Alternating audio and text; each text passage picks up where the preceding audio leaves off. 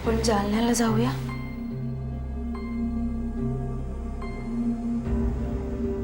आई कुठल्या पद्धतीने इथून निघून गेली माहिती आहे ना मला. मुंबईचं ठीक आहे का, इथे कोणाला कोणाबद्दल काही पडलेलं नसतं. पण जालन्यात तसं नाही आहे. लोक जोडलेले आहेत एकमेकांना, अजून आपुलकी आहे.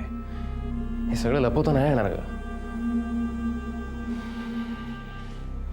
मग काय करायचं समीर? अशोक, आपण पुन्हा शून्यावरून उभं राहिलो आता. आणि वकिलांच्या म्हणण्याप्रमाणे आपली बाजू कमकुवत आहे, बरोबर? काही सुचत नाही ग, डोकं एकदम कामातनच गेलंय माझं.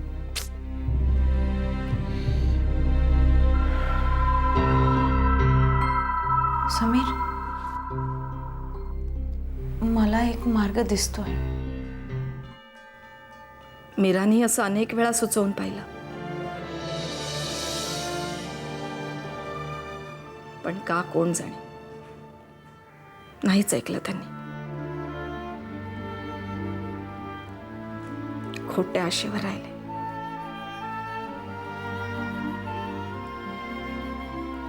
त्यांचं शेवटी प्रत्येकाला स्वतःचे डिसिजन स्वतःच घ्यायचे असतात. एका मर्यादेनंतर नाही लादू शकत आपण मुलांवर आपली मतं.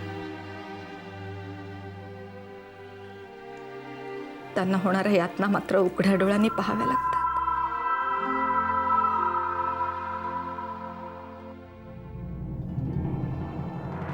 तुला खरंच असं वाटतं अशोक? हो, आपण मीराताईंकडे गेलो ना तर नक्की काहीतरी मार्ग निघेल. ती मीरा पण त्या प्रधानांच्या फॅमिलीतलीच आहे ना. खरं सांगू का, त्या फॅमिलीतल्या कोणावरही माझा विश्वास नाहीये. मला मान्य आहे समीर, पण आपल्याला काहीतरी मार्ग काढायलाच हवा ना.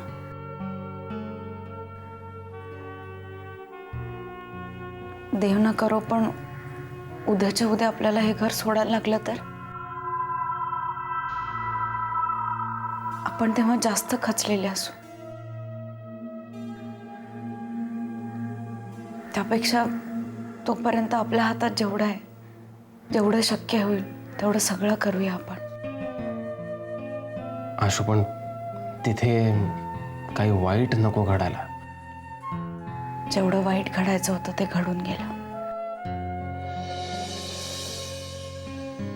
आपण प्रयत्न तरी करून बघूया.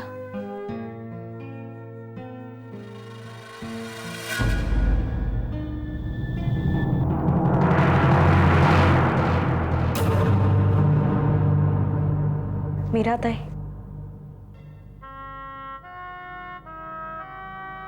तुम्हाला माझी बाजूही माहिती आणि मिसेस प्रधानांची बाजूही माहिती आहे.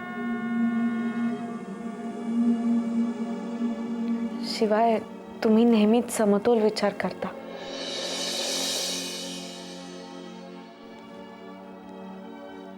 तर तुम्हीच सांगा, यातून आम्ही काय मार्ग काढू?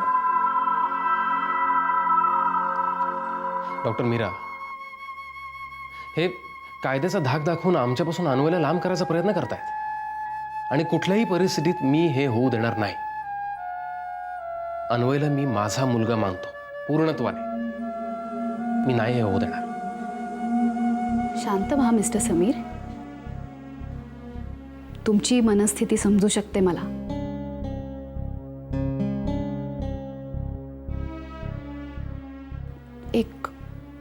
एक डॉक्टर म्हणून, एक बहीण म्हणून आणि एक स्त्री म्हणून कुणालाही न दुखावता ही केस मला सोडवायची.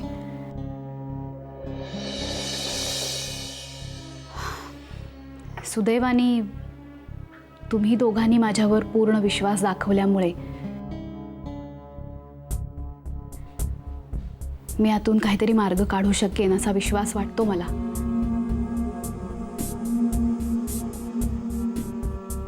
अमोघनी कायद्याचा आधार घ्यायचं ठरवल्यापासून मी सुद्धा अस्वस्थच होते.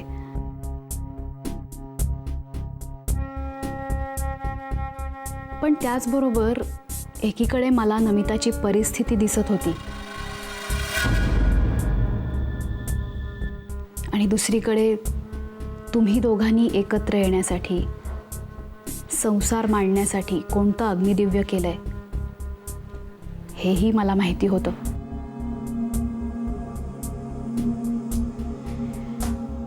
त्यामुळे काही झालं तरी मला योग्य मार्ग सुचत नव्हता.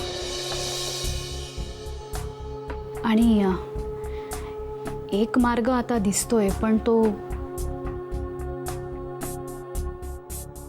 अवघड आहे, धक्कादायकही आहे. पण मला असं वाटतं की तेवढा एकच पर्याय व्यवहार्य आहे. कोणता? आशू,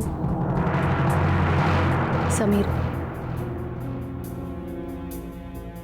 तुम्ही दोघं आज एका विचित्र परिस्थितीत सापडलात. नोकरी आणि घर गमावण्याबरोबरच करारामुळे बाळही गमावण्याची वेळ तुमच्यावर आली आहे. त्यामुळे तुम्ही आम्हाला गोड बोलून ब्लॅकमेल करायचा प्रयत्न करू नका. नाही, अजिबात नाही. मी फक्त तुम्हाला हे सांगायचा प्रयत्न करते की कुठलाही पूर्वग्रह न ठेवता वस्तुस्थिती काय आहे ते समजून घ्यायचा प्रयत्न करा मिस्टर समीर.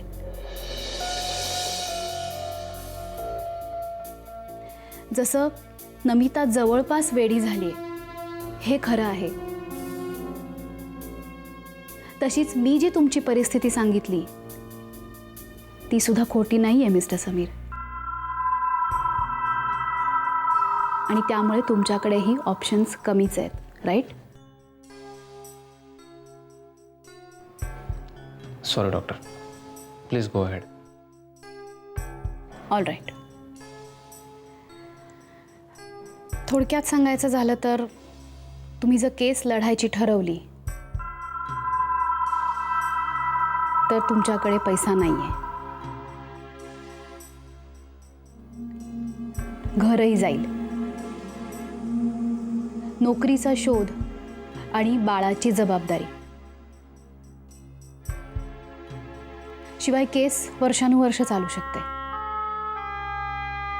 आणि तिकडे नमितासाठी मात्र जाणारा प्रत्येक क्षण मोलाचा आहे.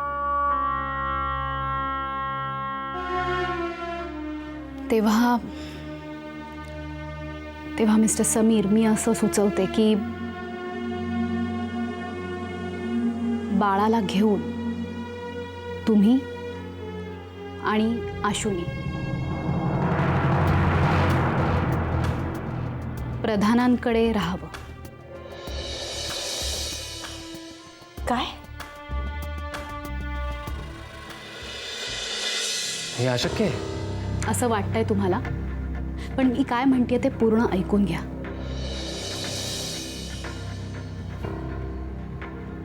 तुम्ही दोघांनी प्रधानांकडे राहायला यावं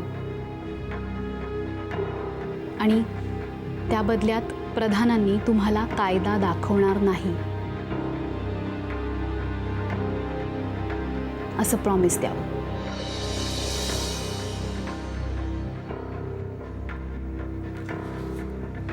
तुम्ही दोघं जर बाळाला घेऊन तिथे राहायला आलात तर बाळ तुमच्या डोळ्यासमोर राहील आणि नमितालाही ते बाळ मिळेल. एक डॉक्टर म्हणून मी हे खात्रीने तुम्हाला सांगू शकते मिस्टर समीर की बाळ जवळ आल्यानंतर नमिता झपाट्याने बरी होईल, कारण तो आपल्या ट्रीटमेंटचा एक भाग आहे. आपले सायकॅट्रिस्ट डॉक्टर भागवत हे आपल्याबरोबर असतील आणि नमिता पूर्ण बरी झाली की एक बाळ दत्तक घेण्यासाठी शुभंकर तिचं मन वळवेल आणि त्यानंतर तुम्ही तुमच्या बाळाला घेऊन जाऊ शकता. पण जर मिसेस नमिता प्रधान वेळेवर बऱ्या नाही झाल्या तर?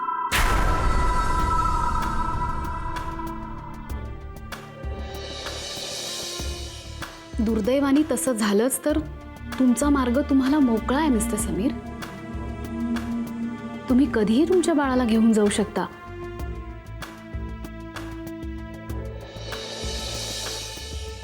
तुम्ही अर्थातच विचार करून निर्णय घ्या,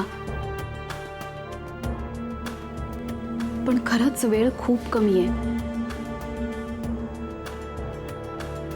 आणि माझी खात्री आहे की तुम्ही योग्य तो निर्णय घ्याल.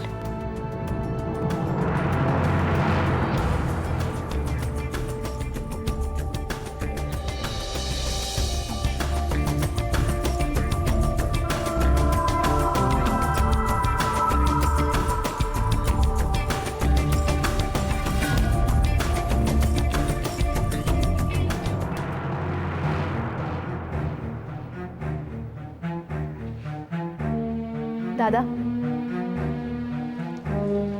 बोलायचं होतं थोडं. बोल ना मग.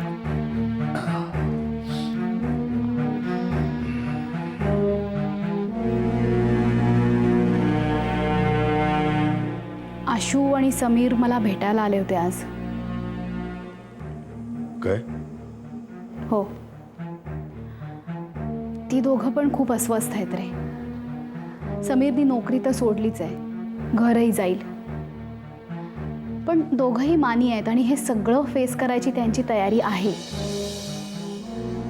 पण करारामुळे कोंडीत सापडलेत आणि कायद्याच्या जोरावर आपण बाळ घेऊन जाणार यामुळे हादरले सुद्धा आहेत आणि दुखावले सुद्धा आहेत. मग मीरा, तुला काय वाटतं? हे सगळं मी खूप आनंदाने करतोय.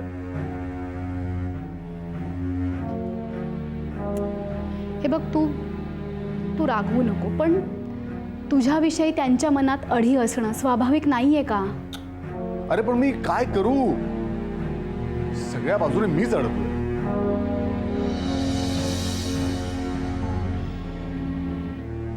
तोच उपाय घेऊन आलीये मी,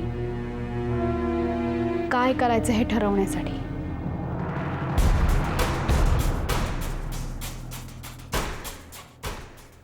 म्हणजे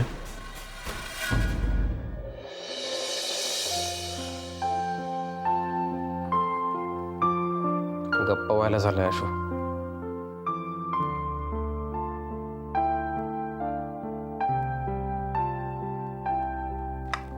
नियतीने आपल्याला अशा वळणावर उभं केलंय की मागे वळून पाहता येत नाही आणि पुढेही जाता येत नाही.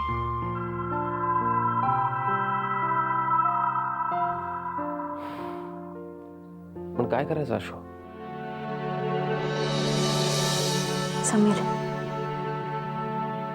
यावेळी तू जो निर्णय घेशील तोच माझा निर्णय असेल. आशू, कोणता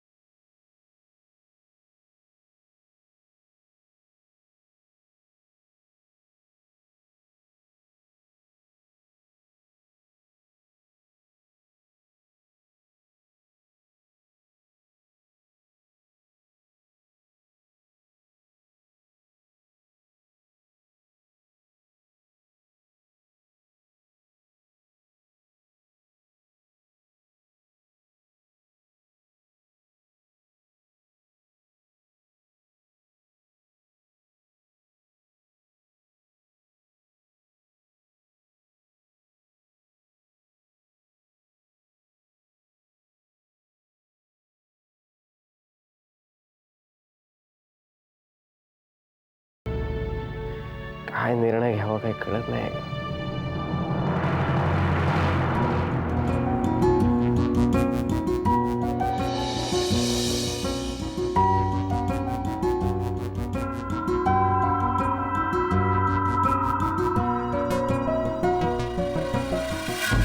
आशू आणि समीरला मी एक पर्याय सुचवलाय.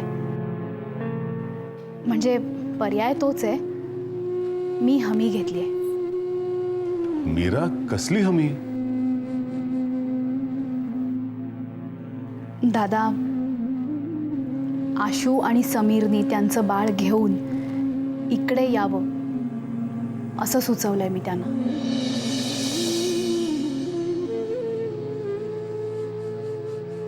मला माहिती आहे सुरुवातीला सगळ्यांनाच हे खूप अवघड वाटेल, पण त्यामुळे आशूचं बाळ 24 तास तिच्या नजरेसमोर राहील आणि त्याचबरोबर नमितालाही बाळ मिळेल. माझी खात्री आहे की बाळ मिळाल्यावर 2 ते 4 महिन्यात नमिता पूर्ण बरी होईल. डॉक्टर भागवतांच्या मदतीने ती सत्य नक्की स्वीकारेल दादा, मला कुठलीही शंका वाटत नाही. मीरा, तुला खरंच वाटतंय की हे असं होईल? हो दादा, डॉक्टर भागवत हे खूप हुशार आणि यशस्वी मानसोपचार तज्ज्ञ आहेत. माझ्याकडच्या कितीतरी कॉम्प्लिकेटेड केसेस त्यांनी यशस्वीरित्या ट्रीट केल्या आहेत.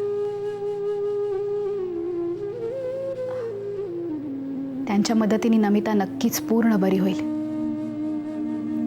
आणि नमिता पूर्ण बरी झाली ना की तुम्ही दोघं एक गोडसं बाळ दत्तक घ्या दादा. आशू आणि समीरला त्यांचं बाळ घेऊन जाऊ दे. मी हमी दिली आहे तशी की तुमचं बाळ आणि तुमचा सन्मान याला धक्का लागणार नाही.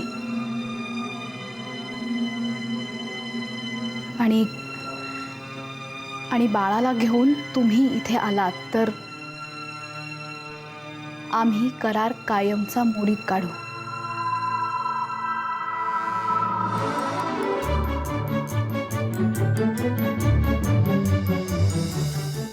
अनुबंध म्हणजे करार दादा,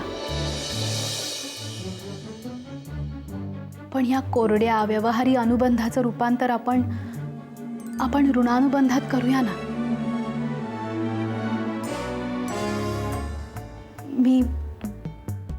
मी तुझ्या वतीने शब्द दिलाय त्यांना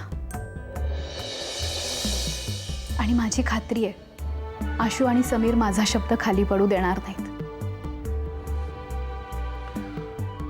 मीरा, तू म्हणतेस तसं खरंच झालं ना तर हा गुंता अगदी सहज सुटेल आणि त्याला कारण तू असशील. Thank you very much.